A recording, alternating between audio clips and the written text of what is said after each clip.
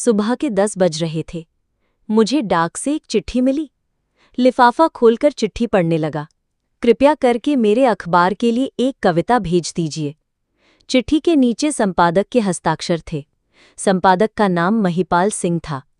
चिट्ठियां तो बार बार आती ही रहती हैं, पर इस चिट्ठी ने मेरे मन को अपनी ओर खींच लिया। इसका कारण ये था कि चिट्ठी की लिखावट बड़ी सुंदर थी। हर अक्षर सांचे में ढला हुआ सा मालूम पड़ता था। महिपाल सिंह से मेरी कोई जान पहचान नहीं थी। ये उनकी पहली चिट्ठी थी। लिखावट देखकर मेरे मुंह से अनायास ही निकल पड़ा, वाह, बड़ी सुंदर लिखावट है। मैंने दूसरे ही दिन कविता भेज दी। कविता अखबार में छपी। जिस अंक में छपी वो अंक भी मेरे पास आया। पूरे 32 पेज का साप्ताहिक अखबार था। शुरू से लेकर अंत तक गांव की ही बातें छपी थीं। बड़ी सुंदर ढंग से 7 दिनों के समाचार छापे गए थे। किसानों के लिए जानकारी की बहुत सी बातें भी थीं। मैं अखबार को देखकर बहुत प्रसन्न हुआ और दूसरे अंक के लिए फिर एक कविता भेज दी। दूसरी कविता भी अखबार में छपी। अब मैं बराबर कविता भेजने लगा। महिपाल सिंह की चिट्ठियां भी समय समय पर आया करती थीं। वे कभी कविता मांगते थे तो कभी कहानी मांगते थे। मैं बराबर उनकी इच्छाओं की पूर्ति कर दिया करता था। इसका परिणाम ये हुआ कि हम दोनों के मन में एक दूसरे के लिए प्रेम पैदा हो गया। लगभग 1.5 साल बीत गया। महिपाल सिंह ने अपने एक पत्र में लिखा, यदि आपका कभी इधर आना हो तो मेरे ही घर ठहरने की कृपा करें। मैंने भी उत्तर में उन्हें लिख दिया, यदि उधर आना हुआ तो आपके दर्शन जरूर करूंगा। संयोग के बाद 2-2.5 महीने बाद मुझे उधर एक शादी में जाना पड़ा। मैंने अपने आने की सूचना महिपाल सिंह को दे दी। नियत तिथि पर मैं उस ओर से बारात में सम्मिलित होने के लिए गया। जब बारात से छुट्टी पा गया तो महिपाल सिंह के घर गया। महिपाल सिंह अपने घर के बाहरी कमरे में कुर्सी पर बैठकर मेज के सहारे कुछ लिख रहे थे। मैंने दरवाजे पर खड़े होकर पूछा, क्या महिपाल सिंह हैं? महिपाल सिंह ने कुर्सी पर बैठे ही बैठे मेरी ओर देखते हुए पूछा, आप कौन हैं? मैंने उत्तर दिया, मेरा नाम अखिलेश शर्मा है। महिपाल सिंह एकाएक उछल पड़े। उन्होंने तेजी के साथ आगे बढ़कर मुझे पकड़कर हृदय से लगा लिया और कहा, अरे शर्मा जी, आप, मुझे क्षमा कीजिएगा। मैं कुछ कहना ही चाहता था कि मेरी दृष्टि उनके हाथों पर पड़ी। उनका एक ही हाथ था, बायां हाथ, कटा हुआ था। मैं आश्चर्यचकित होकर उनकी तरफ देखने लगा। वे बड़े खुश थे, बड़े स्वस्थ थे। एक एक क्षण में मेरे मस्तिष्क में अनेक प्रश्न कौंधने लगे।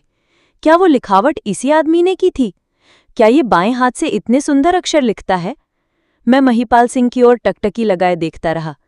तब महिपाल सिंह ने पूछा, क्या देख रहे हैं?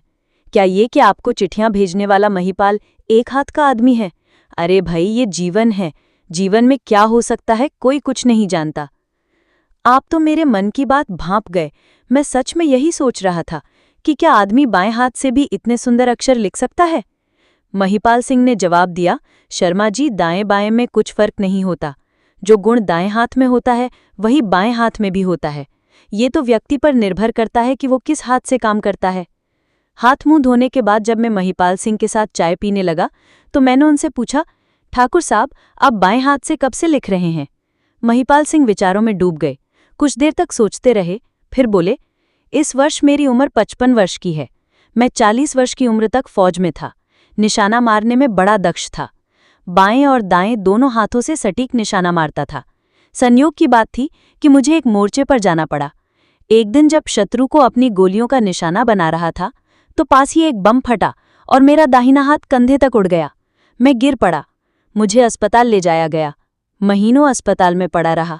जब अच्छा हुआ तो सरकार ने मुझे पेंशन देकर सेवा से मुक्त कर दिया। सरकार ने मुझसे पूछा कि सेवा से मुक्त होने पर मैं कौन सा काम करूंगा। मैंने उत्तर दिया, मैं पहले कुछ पढ़ूंगा लिखूंगा और उसके बाद एक अखबार निकालूंगा। सरकार ने मेरे पढ़ने लिखने और अखबार निकालने का पूरा इंतजाम कर दिया। मैं घर आकर बाएं हाथ से लिखने का अभ्यास करने लगा। 4-5 साल तक मैं अभ्यास में ही लगा रहा। मैंने बहुत सी कविताएं लिखीं, कहानियां लिखीं और लेख लिखे। वे सभी चीज़ें मेरे पास मौजूद हैं। मेरी लिखावट उसी अभ्यास का परिणाम है। जब मैं लिखने में दक्ष हो गया तो अखबार निकालने लगा। अब आप ही देख रहे हैं कि पूरे 32 पेज का अखबार हर सप्ताह निकालता हूं। महिपाल सिंह अपनी बात करने के बाद उठे। उन्होंने 4 साल तक अभ्यास के रूप में लिखी हुई अपनी रचनाएं अलमारी से निकालकर मेरे सामने रख दीं। मैं उनकी रचनाओं को देखने लगा। टेढ़े मेढ़े अक्षर, दूर दूर अक्षर, अलग अलग अक्षर, फिर सुधरे हुए और फिर गोल गोल सुंदर अक्षर तथा सांचे में ढले हुए अक्षर। मैं मुग्ध होकर बोल उठा, ठाकुर साहब आप धन्य हैं। मैंने बचपन में पढ़ा था, रसरी आवत जात ते सिल पर परत निशान, मगर आज अपनी आंखों से प्रत्यक्ष देख भी लिया। इतना कहने के बाद मैंने महिपाल सिंह से विदा ली। श्री व्यथित हृदय।